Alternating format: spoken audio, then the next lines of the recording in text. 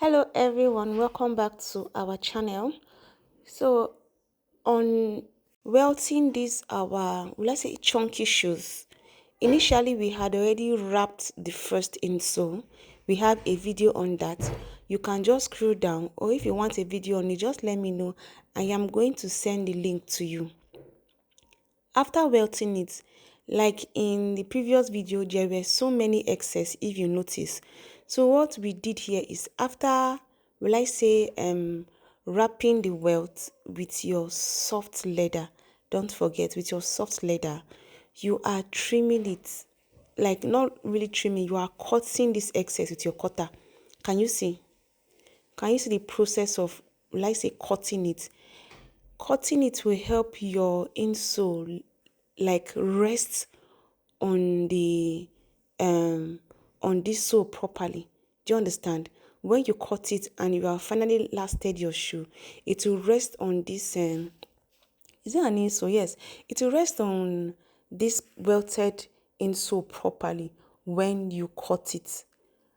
When you cut it, like I said, it will be so much easier for you. So after cutting it, you just make sure you use either your scissors or your gum to just push the leather back into the welt. Can you see? And you are done. Do we understand?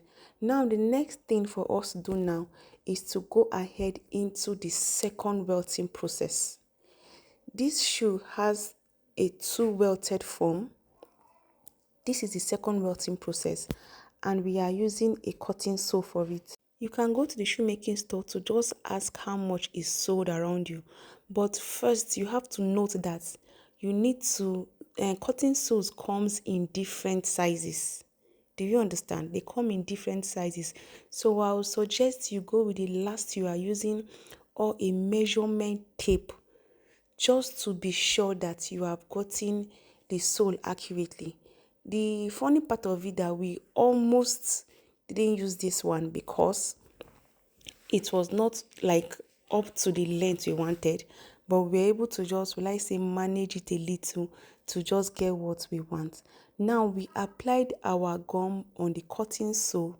Can you see that the boundary where we are placing our welt, and also on the insole where we are welting? Can you see, guys? Let it sit for some time, then you are going ahead into placing it on the cotton sole like so. Can you see? The next thing you are going to do is you are going to use your welt, trim your welt. Then you will now go ahead into the second welting process. And like I always say, start with the parts that will be invisible. Start with the parts where your welt is not going to show. Can you see? So you are just going all around with carefully, and make sure you apply pressure as you are going. Try as much as possible not to overstretch it, so that after wearing it for some time, it will not be cutting. Welts of these days, God's grace. But here, this is it. The welt wasn't enough, funny enough.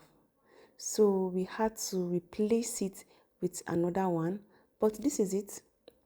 This one was able to go around the insole we wanted, and we still had excess to trim off.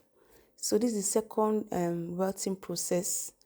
After this, you are just going to hit it, like hit the welt gently. Hit it gently so that the marks will not show on the welt when you're. Can you see that we manage the space? The welt is almost coming off. But yeah, after that, after hitting it, you can now cut it. Now, guys, cutting so these days don't come strong as they used to. Honestly, when we used to buy cotton so it used to be so strong that I would have to go to a shoemaker friend to cut it for me. That's how strong it usually is. But right now, guess what? It's not. Anyway, the quality of things are actually reducing. So yeah, just get a sharp knife. I usually use cutter, but cutter is stressful. I think knife is better. But honestly, when I get a job like this, I'll just take it to someone that can cut it. Because this kind of stress, I don't think I can go through with it. But yeah, he was able to cut it. Can you see? He took his time, and just, if you have a sharp knife with you, sharp knife is one of a shoemaking tool that you are supposed to have. So yes, can you see how chunky it is looking now? Just imagine if you had gotten a much higher chunky sole. Imagine how it will look like. But anyway, this one is still so much better. This is what we got, and I think it is high enough. It's high enough. So what you are doing here is, you are, well, I say, let's call it, you are blending the sole first before going to the welt, because of how soft and delicate welt can be. You are blending the cotton sole first. You will make it align. Do you understand? Make it align into make it, will I say, make it straight. Any curved part you are seeing, any part that doesn't look straight, just align it. That's the word. Make sure it is so much aligned. After the alignment, you are sure it's properly aligned, then you can now go ahead into filing it with the welt. So this is the filing process. I don't know the English to use, but I'm sure you have an idea. Now this is the rough sandpaper. We are just trying to align it to the welt. Now while filing, we did not touch the welt while, will I say, aligning it. But now that we are trying to blend with our soft sandpaper, as you can see, this is where we now blended it with our welt.